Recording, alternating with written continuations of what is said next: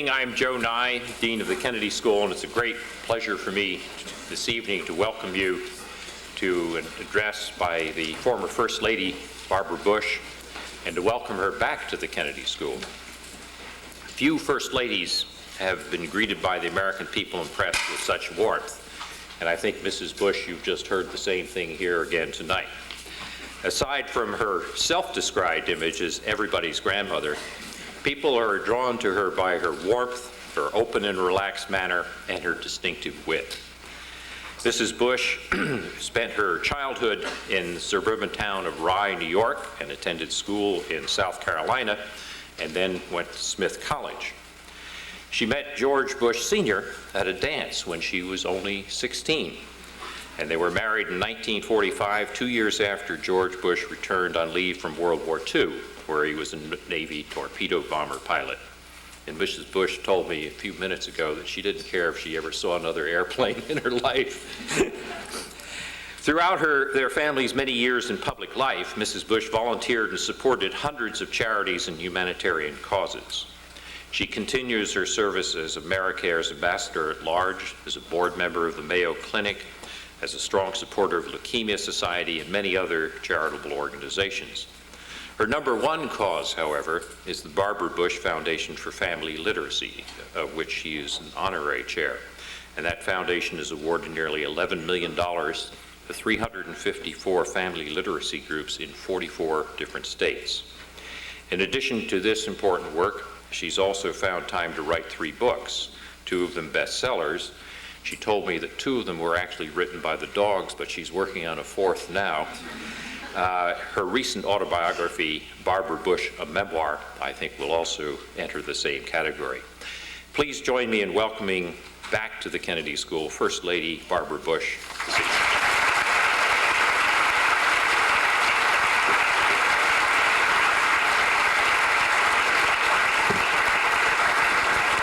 Well, thank you very, very much, Dean Nye. And Secretary Glickman, if he stayed for the speech, probably didn't. I don't blame him. He's here. He's here. He's here. And thank you all for being here. It's really nice of you to let me be a part of this very distinguished forum.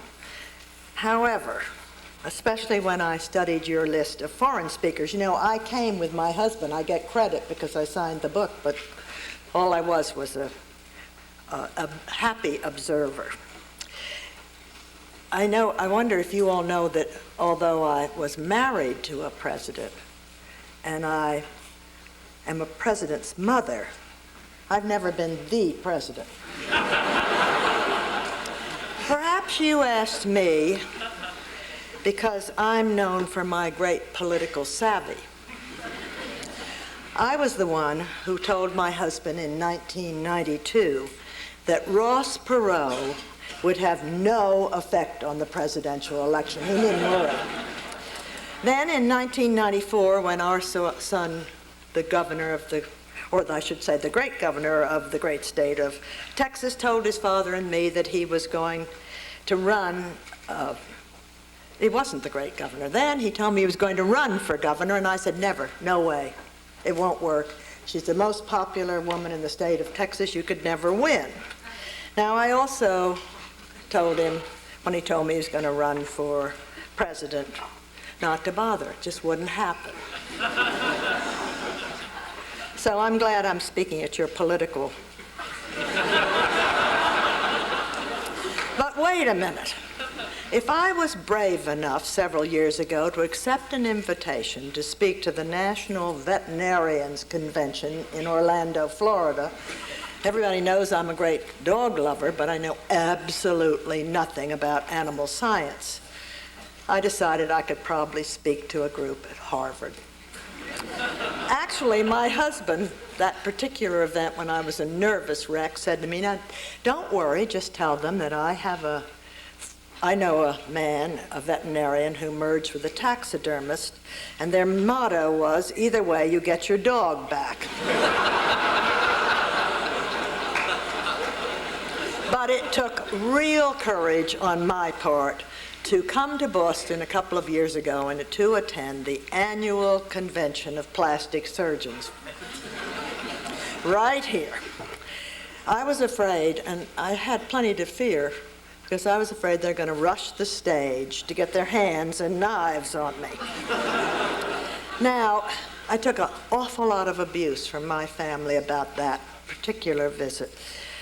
I heard people saying, "Don't worry, Mom, it's just a lucky thing for you. Wrinkles don't hurt. Otherwise, you'd be in a lot of pain." Sort of mean. Anyway, so it's with some fear and trepidation that I come tonight to this very revered place, the John F. Kennedy School of Government, and address this very learned audience. But I could not say no, as I have tremendous respect for this great school and what it tries to accomplish, encouraging young people, like many of you here in the audience, to become engaged in public service. My husband feels so strongly about it that he established the George Bush School of Government and Public Service at Texas A&M University, just because you need a little competition. But I am as proud of you as I am of the Bush School students, that you have shown great interest in your country and want to be one of the problem solvers. You are the reason why I can sleep at night. I know that this great country is in good hands now and will be in the future. Anyway, I'd like to start this evening by telling you a little bit about our summer and our family. First, you need to understand that I am married to a man who thinks that an empty bed is a sin. This wouldn't be a terrible problem if we lived in a 3-bedroom house. On the way here, I counted. You know, we're blessed by a lovely summer home in Kennebunkport, Maine. Atta boy. I counted on the way here. We have, in all, 32 beds. We can sleep 39 people, and George wants them all filled. In other words, a lot of people. At last count this very summer, we had 171 overnight house guests, which doesn't count the dozens who came for breakfast, lunch, dinner, cocktails, a swim in the pool or the hot tub, or just to look around. Now, all of our children and grandchildren came, with the exception of the great governor of Florida, who has been very busy this year reapplying for his job in a very tough campaign. In addition, we had a variety of cousins, friends of friends, and a few people that honestly George Bush and I never figured out who they were. You know, for years I've kidded about strangers in our house. One night, George looked down the long table in the dining room and he saw a boy he didn't know. So he sent me a note, knowing, of course, it was my guest. And he asked who he was. And I sent him back a note saying I didn't know, I thought he was his guest. Now, none of the grandchildren seemed to know him, and then one of the grandchildren's guests spoke up and said it was her brother. And George later asked me, don't guests know that guests don't ask guests? I guess not. And yes, the President of the United States did come twice. It was wonderful, although I would probably suspect that all our neighbors did not feel quite so happy about it. We heard a lot of stories about traffic jams in our little town, which, of course, I blame on the national press, who feel they have to follow him every place. Now, unfortunately, one of our very best and oldest friends was going out fishing one morning at the time when we were sitting at the outdoor chapel with the president, and she got too close to the shore and she really complained badly. And I said, you know, if you'd been where you should have been in church, you wouldn't have had that problem. Now, sometimes it was a little confusing at our house. If my husband were here, he would tell you that he used to be President of the United States, and now he's just a number.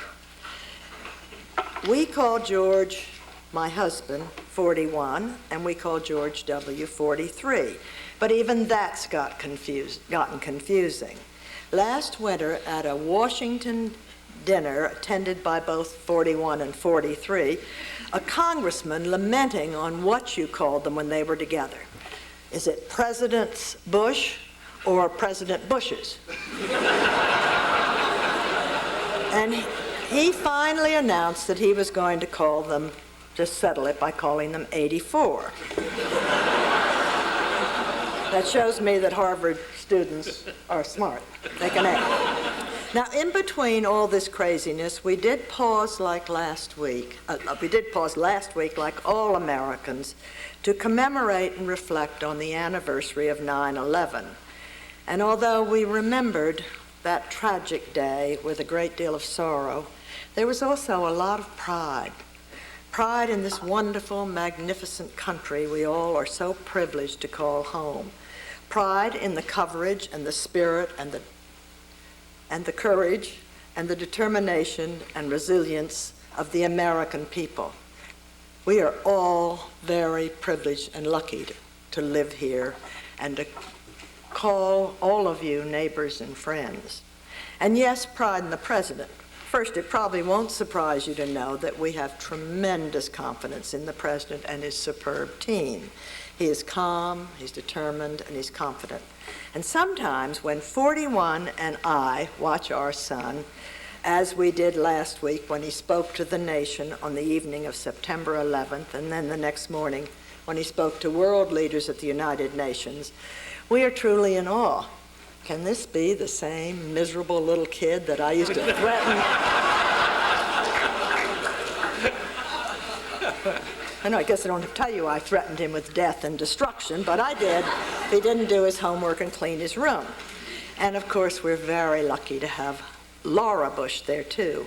And while watching her in an interview this last week when she was so wonderful talking about the children and what we should do, I found myself remembering that wonderful, strong, but very shy woman whose husband promised her 25 years ago that she would never, ever have to give a speech. She jokingly says, "So much for political promises." Now I've talked so much about our family that you must be afraid that I will start showing the home movies. Do not fear. What I'd really like to do today is to share some of the things that I think I've learned in 77 years of life. Now that includes 57 years of married life, 6 children, 14 grandchildren, 5 wars, 3 dress sizes, 2 governors, 2 parachute jumps, and now 2 presidents. Now, number one, there's always something to be thankful for if you take the time to look for it. Unfortunately, it seems to me, especially in these very troubled, uncertain times, that people are always looking for the bad and never the good. All you have to do is take a look around you to realize how lucky we are. Just the other day, I heard someone complaining how much everything costs, and they couldn't afford a thing. And their friend answered, "Living on Earth is expensive, but remember, it does include a free trip around the sun every day." Now, there are very few situations, no matter how sad and tragic, where most of us can't find something to be grateful for our country, for our family, for friends, and for faith. It's such a waste of energy to dwell on the bad and not rejoice in the good. Number 2, I read the saddest thing the other day. Most of us go to our grave with our music still inside of us. Please don't let that happen to you. Too many of us live our life too tentatively. We're afraid to speak up at a meeting. Now, I don't want any of you to speak up till I get through. We're afraid to raise our hand and volunteer, to take on a project, to ask a girl or a boy out on a date, to go someplace you've always wanted to see, and yes, to sing, dance, or paint a picture, or write a poem. Quit making excuses and get involved. And while you're at it, you really ought to have some fun. And here's a little hint. No one will notice or care if you're good at any of these things. They'll just be thrilled you're enjoying life and that you're trying. Have fun. Life is supposed to be fun.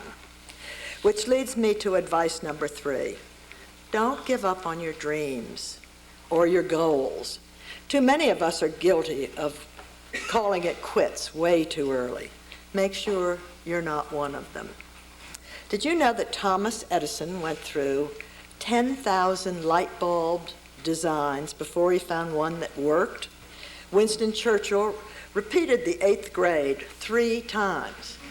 Now, I'm hoping that his father couldn't keep a job and they moved or something. I hate to hear that. Margaret Mitchell received 25 letters of rejection before Gone with the Wind was finally published. And Michael Jordan was cut twice from his high school basketball team. I could go on and on with more examples of people that we now consider heroes who had to keep trying over and over again before getting it right. You know, it's also okay to change your mind what those dreams or goals are. I read a quote the other day from John Bon Jovi. I can't pronounce his name, but I sure know who he is. I just love this. He said, "Map out your life, but with a pencil." I'm still using a pencil and sometimes have to erase like mad. I don't even know what I want to be when I grow up, Dean. Number 4, this is a wonderful time for each of us to remind ourselves of what's really important in life. One of the letters I received right after 9/11 was from an old friend of mine who was away from home on the day of 9/11. And when he got home, he found yesterday's newspaper sitting on his kitchen counter, and he was sort of overwhelmed by how trivial life seemed on September 10th. I mean, people were worrying about whether Michael Jordan would play basketball again or something or other. He reflected on all of that, and he said, you know, our whole life changed. This act of terror just made us all different. And he said, now all I want to do is hug my family, my wife, and my children. I think all of us have been embarrassed at all the trivial things we worried about and fussed about before. Now, eventually, we'll all go back to fussing and worrying about the same old things. We are, after all, human.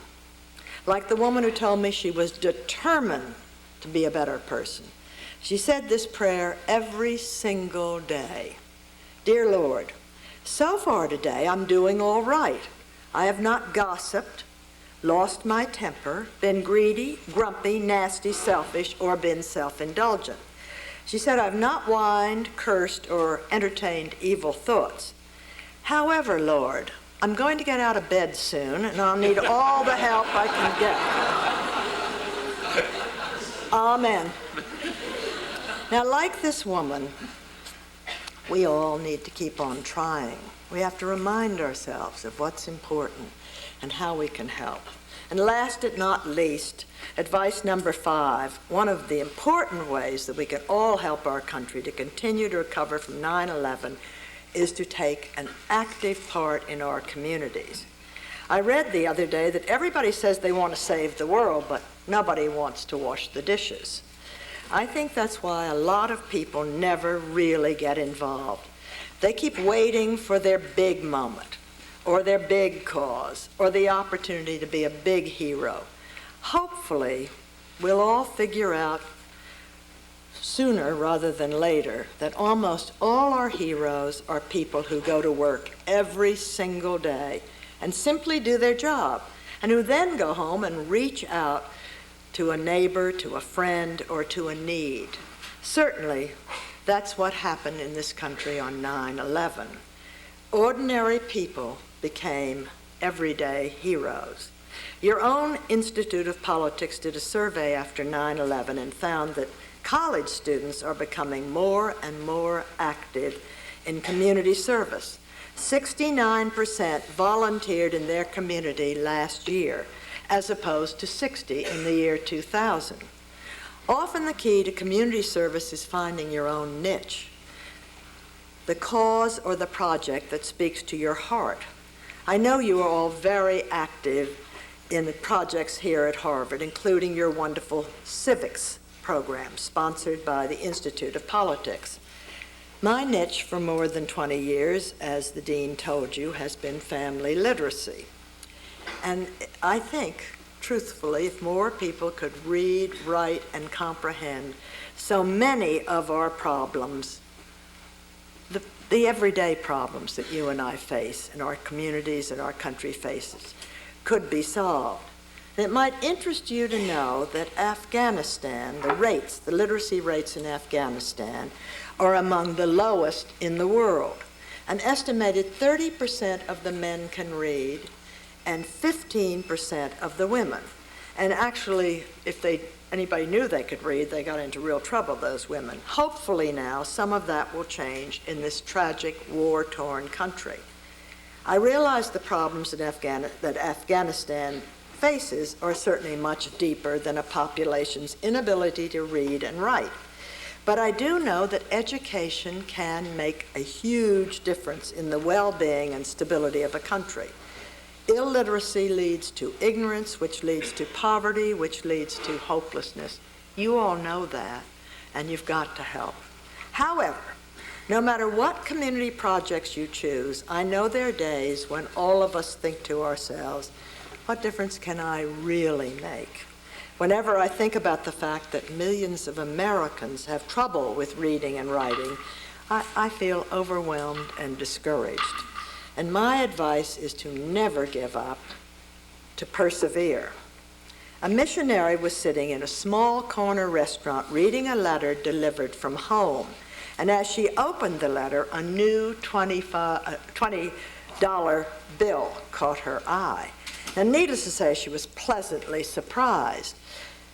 But while she was reading the letter, her eyes were distracted by the movement of a raggedly dressed man on the sidewalk in the front of the building. And of course, she knew he really could use the $20 more than he had much more greater financial need.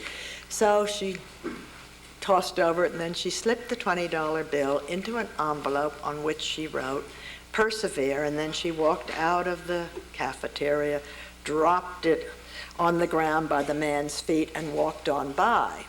Now he picked it up, tipped his hat, and walked away.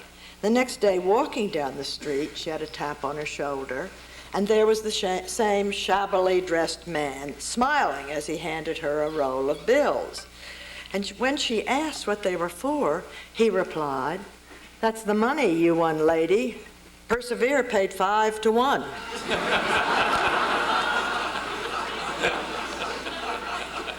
Now, I can't guarantee the monetary proceeds for everybody, but I have learned in my 77 years that the longer you persevere, the richer your blessings become. I want to thank you very much for letting me be here today. And it says here, now I'd love to hear, I wouldn't love it at all, but now I would love to, I guess, hear what you have to say, and I will try to answer your questions. Thank you very, very much.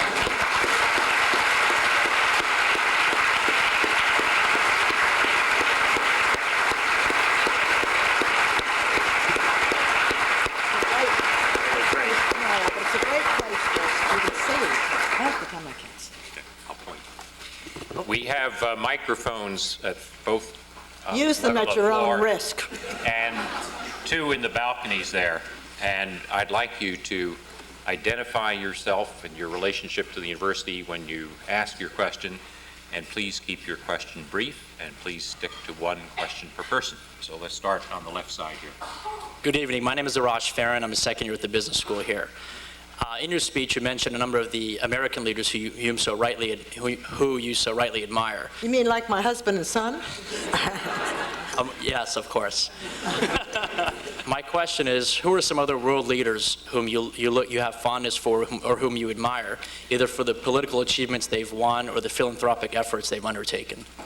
That's a great question, and someday I'm going to sit down and answer it, because when you're the wife of the vice president, the wife of the United Nations ambassador, And when you're the wife of the president, it's such a terrible life. You get to meet the best of everything and the worst. So who do I admire? I admire Lech Walesa. We had dinner last night with Václav Havel of the Czech Republic. I admire him. Both those men were in jail. Both those men fought for what they believed in. I admire Margaret Thatcher. I'm only naming people I know, I knew. Anwar Sadat. The King of Jordan was a friend. George Bush gave me the greatest life ever any living human could have ever had, truthfully. We have met, and the greatest artists, the greatest writers, the greatest living. I haven't met any dead ones yet. College presidents, college deans. I mean, we've been lucky. That's a good question. Right side. Hi, my name is Derek Lewis. I'm a first year at the business school, and it's just a delight to see you here. Thank you. I wanted to ask you, was there ever a situation when you were First Lady where you disagreed with a published position of your husband? Never. Never. Right, okay. Well, I'm going to finish the... I don't believe in that, but it's a generational thing. Okay. I really don't believe in it. I believe if you are an elected official, you can speak up. But if you haven't run for dog catcher, I mean, that's a life I chose. I'm not critical of any other wife who does that, but never publicly. Fair enough. Thanks. Left balcony.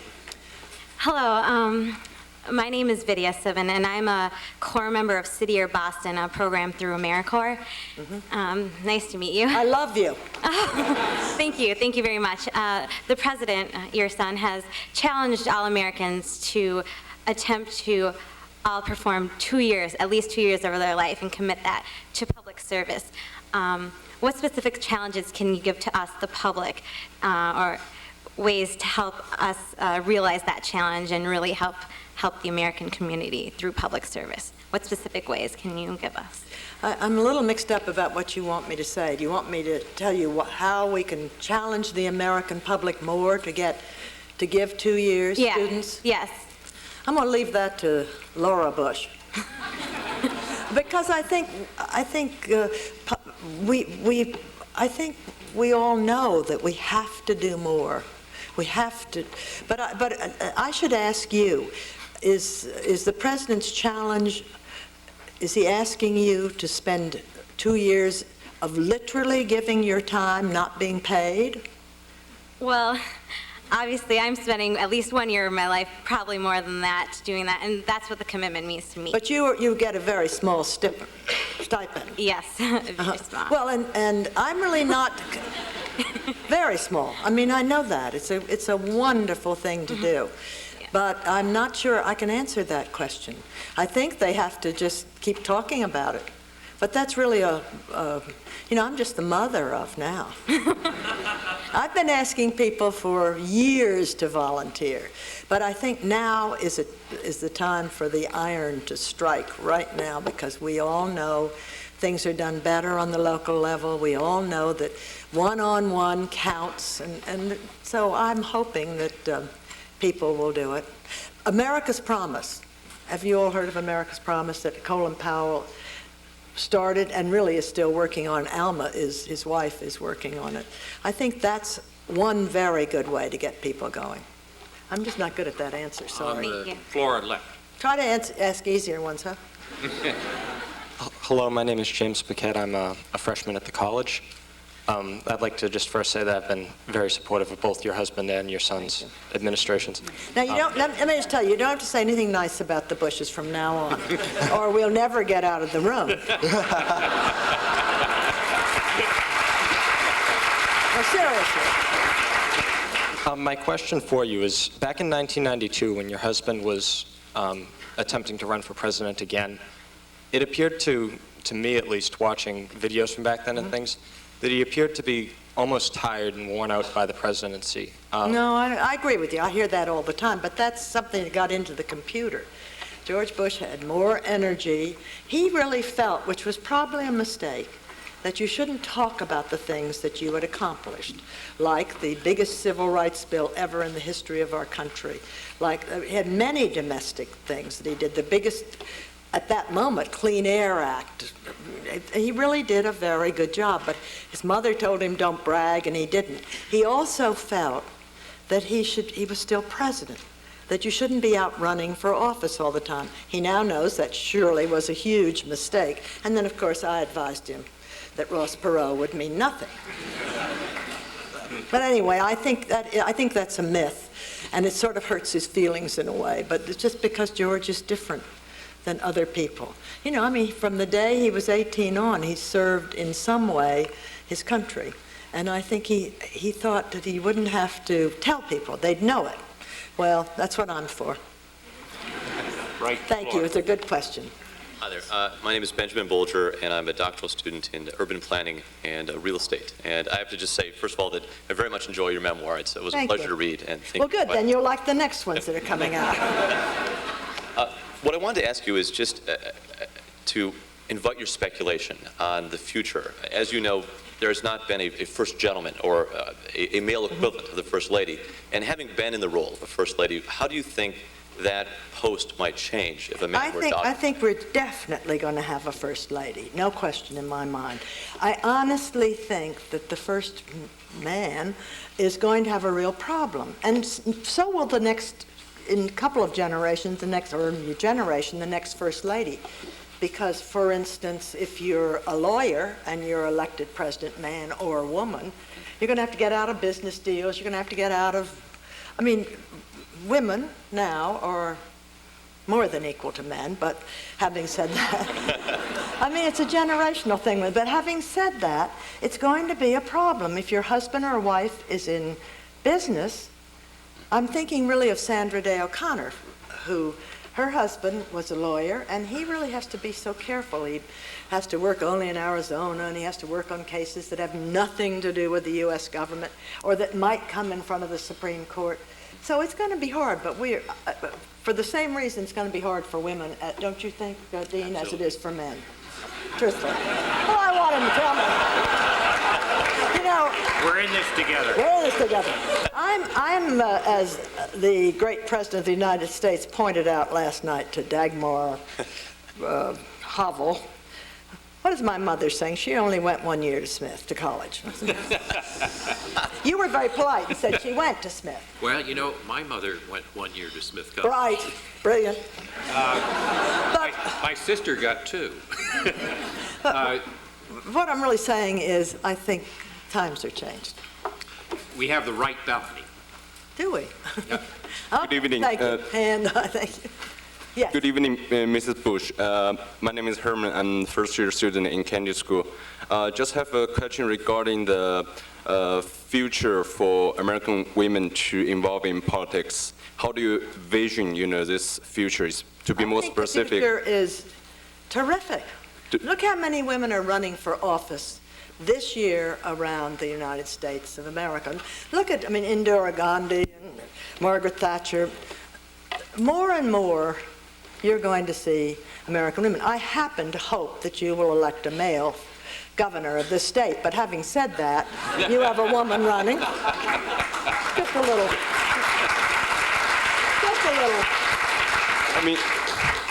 But I think there's a great future for women. To be more specific, like how soon you are expecting, this country will have a female? You think I'm a prophet? I don't. Let me put it this way. I expect to see her, and I'm 77. So you take that down the road. Good.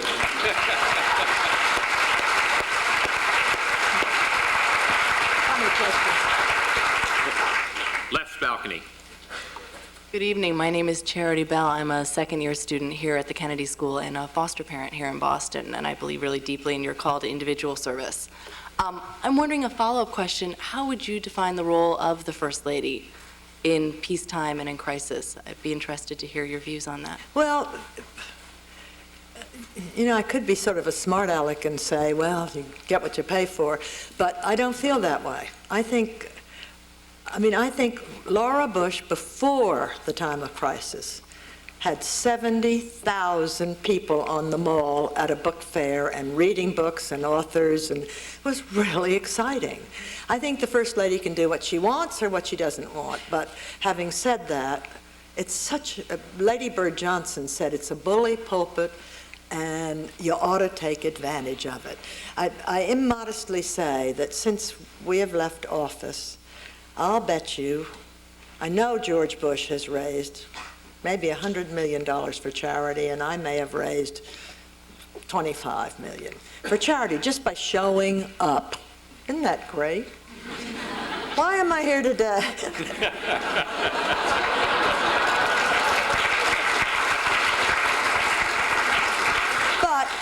I'm here today because I want you all to volunteer, and I really want you to have fun, and I want you to make the best out of life. And I've got to tell them a funny story. This isn't nice exactly, but right after, well, I mean, it sounds, in context it was better, but right after 9/11, I talked to George W. and said, you know, Dad and I want to know what we can do, what we possibly can do. And he said, well, Mom, I'm hoping people will continue on in their lives. We can't let them win by being afraid. So 10 days after the awful thing, I was scheduled to speak at a conference in Chicago. And they called and said, Mrs. Bush isn't coming, is she? And the office said, oh, yes. So I went to Chicago, and I tried to give a serious talk, but I thought this was very amusing. And I don't mean it to be irreverent, but I said, you know, I talked to my son and asked him what possibly I could do to help, you know, an old woman. And he said, well, Mom, if you just, he said, the thing, if you really want to be patriotic, go out and buy. And my husband said, look, if you really want to be patriotic, we'll go outside and stand in the front yard and hold hands and sing God Bless America. Well, that's not what, I don't want you to do that. I want you to sing God Bless America, and I want you to pray for America, but I want you to get out and work for your neighbors, work to be sure that there's decency and honesty and tolerance. You have the best education in the world. You're the brightest and the best, and that's what I hope you'll do. Okay. Hi, I'm Lauren Truesdell, first year with the Harvard College Republican Club. And Atta girl.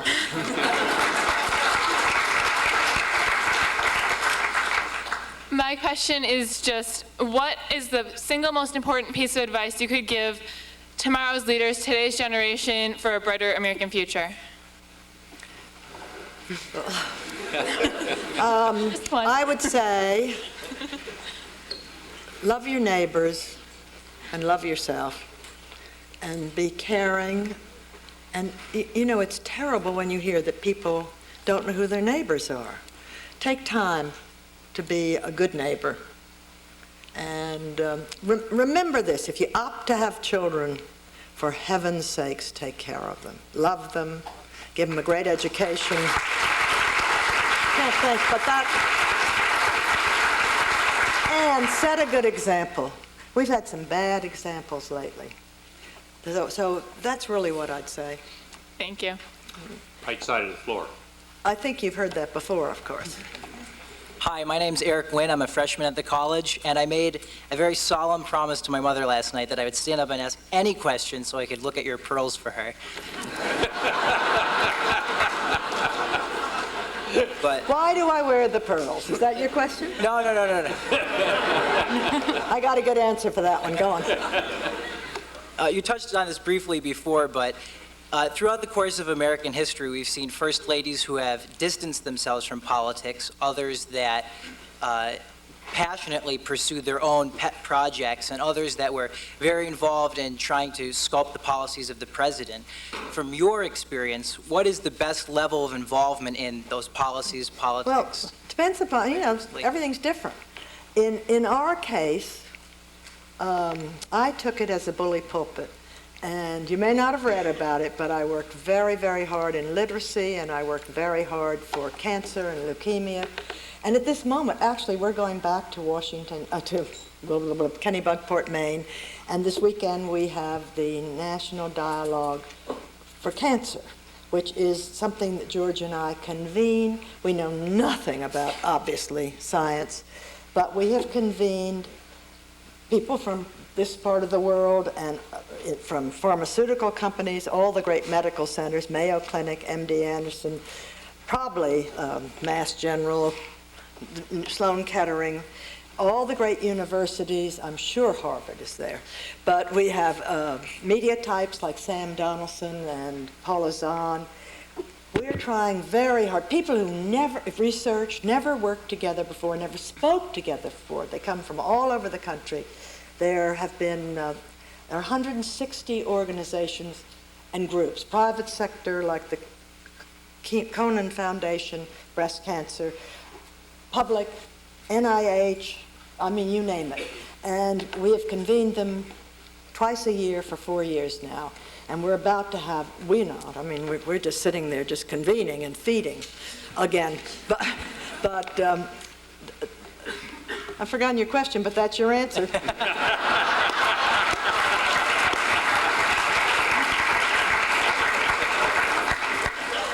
Don't ever get old.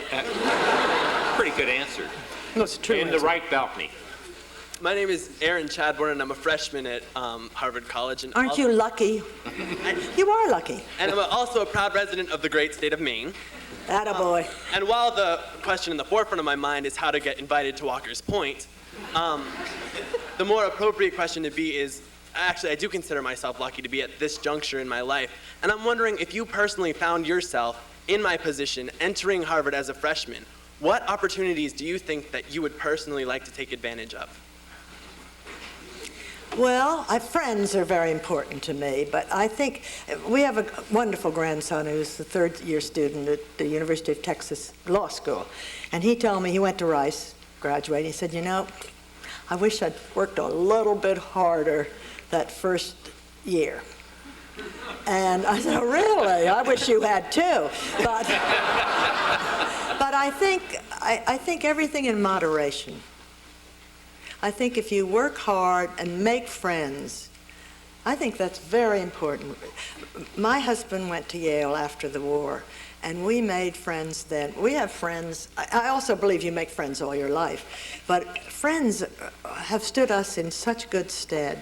So love your family, make a lot of friends, and work hard and make them proud of you. The other thing I might say is never do anything that you'd be embarrassed about reading in the paper.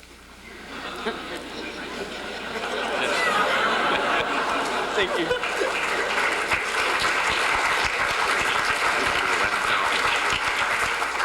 Left balcony. My name is Lindy Miller, and I am a first-year student at the Kennedy School doing international development. And getting back to the question of women, because it's obviously very important for me, you had said that you think it's the time for women and that women are entering the arena in a very positive and real way. I'm just wondering if you yourself had been the President of the United States, do you think you could have been the same kind of mother that you were? How is the balance for a woman, which might be different for a man, in public service? Well, that's a very good question, but you see, I feel very strongly that before you go into politics, you have to have done something else in life. I always feel sorry for the poor mother who says to me, well, my son is going right out of college and going right into politics. I say, well, to myself and sometimes to her if I'm grumpy, who wants him? I mean, or her. Don't you want them to have done something in life where they built a theater, or they helped built the YWCA, or they paid taxes, that they were a success? And that does not mean making millions of dollars. It means you've faced life, you've worked in your community, you've done things. In those 20 years, you can have your family, and then you can go right into politics, and you can be the wife of the president. Now, or be the president. You're not telling me you're going to be president before you're 40, know, but 45 maybe. No, just more in the sphere of public service when you are devoting a lot of time, maybe traveling. You can do both. They go to school. I mean, there's time in between. I know it's very hard for working mothers, but I remind them sometimes that an unmade bed is not a sin. An unfilled bed, George thinks is, but occasionally you're going to have priorities, and your child's going to have to come first. And so The leaves aren't raked. You know, I had a wonderful press secretary in the White House, Anna Perez, and one time she said to me, her husband Ted, she heard him on the telephone saying, "Well, I can't do that tonight, I'm babysitting." And she said, "No, wait a minute. When they're your own kids, that's not babysitting." So, I mean, that's what my sons really are great fathers, and they really help. I mean, they really help take care of the kids, and they spend a lot of time with them. They work very, very hard, but their children come first. I think you've got to have an equal marriage. I used to always say my marriage was so successful. Maybe George doesn't, but I do. Because he went 75% of the way and I went 25%. The truth is, we both went 75% of the way, and that works. That's a terrible answer, but that's the best I can do. We have time for two more questions, one here and one here on the floor, so left side of the floor. Hi, my name is Julia Cassis. Is this one? That's you. Okay, my name is Julia Cassis. I'm a freshman at the college, also first year with HRC. My question is, do you consider yourself a feminist, and do you think it's the responsibility of women of prominence in the government, such as yourself, to further feminist causes at all? You didn't get it. I'm not in government. I'm the wife of and the mother. I'm 77 years old. When I grew up, we had radios, one telephone in our house, and we were fairly comfortable. I mean, it's a different generation. Do I consider myself a feminist? No. I consider myself, I hope, a caring, thoughtful person who feels life has been so good to her that she has to give back. That's what I feel. I'm sorry, but I'm not a feminist. I'm 77.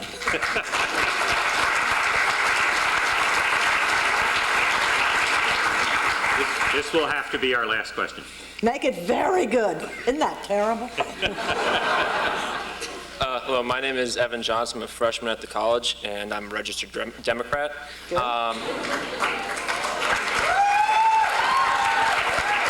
You'd be surprised. I know a lot of them.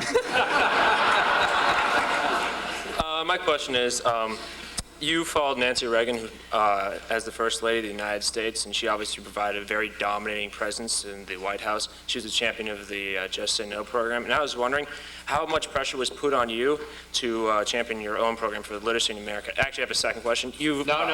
Well, let me just tell you this. For 12 years, I worked very hard in literacy. 8 of them as the vice president's wife, and 4 of them as the president's wife. I did it before I got there, too. I volunteered in hospitals. I felt no pressure. And Nancy Reagan was a divine woman to follow, honestly. She totally redid the White House. I didn't have to do anything but walk in and live in the world's most beautiful house. And she got a lot of sort of criticism for that. They fixed the plumbing, they raised the money, they fixed the plumbing, the electricity, they fixed everything. So when George became president, I just walked into the world's most beautiful house. And I think she did a very good job. I immodestly say that I have worked for years, and I felt no pressure at all. You know, it was easier for me than for Nancy, because I'd lived in Washington as the wife of a congressman. I was the Senate ladies president for 8 years. I had friends there. I had family, which made a real difference, right there in Washington, D.C., so I had time to do all those things. But I didn't feel any pressure. I thought I was, and still do. I'm the luckiest woman in the world. So with that happy note, I love you all, and I hope you'll get out and work, and I can't tell you how happy I have been to be here and how happy I'm going to be to get to Kennebunkport, Maine.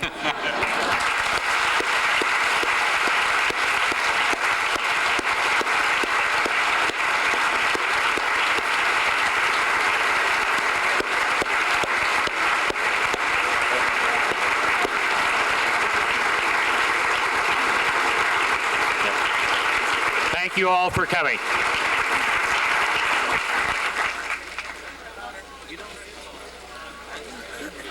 Yeah, can you grab this for me? Thanks. That's, oh God, it's wet. Oh, you hold that. I was gonna ask. Right.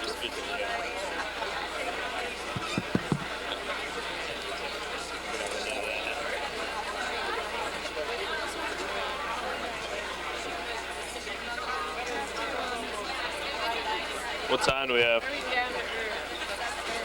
We can make it.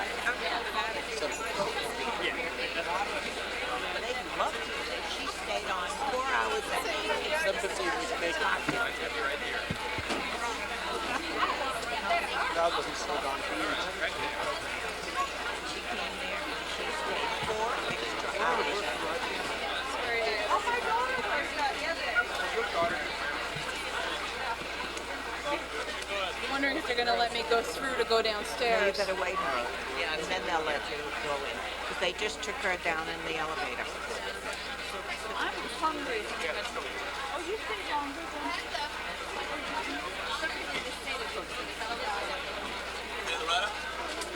Stay here for a minute. Do dinner. What?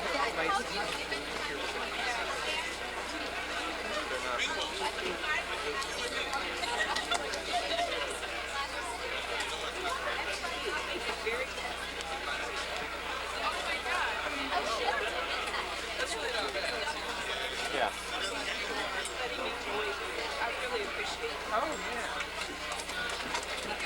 Searching for it, like, I left it somewhere, and then I finally found it, and I think it was too late. Oh, no, that's fine, that's fine. Done as much as I can. Where's this stuff? I just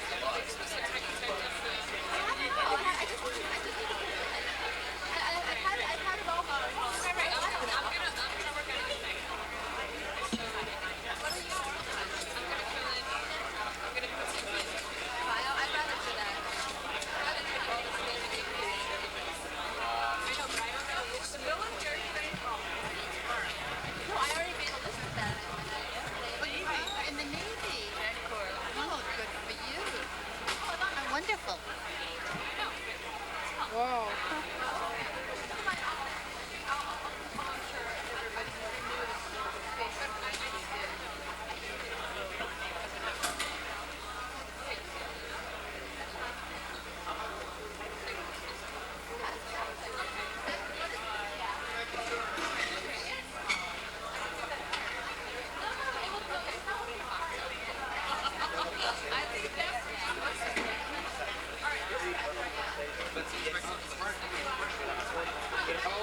That's right.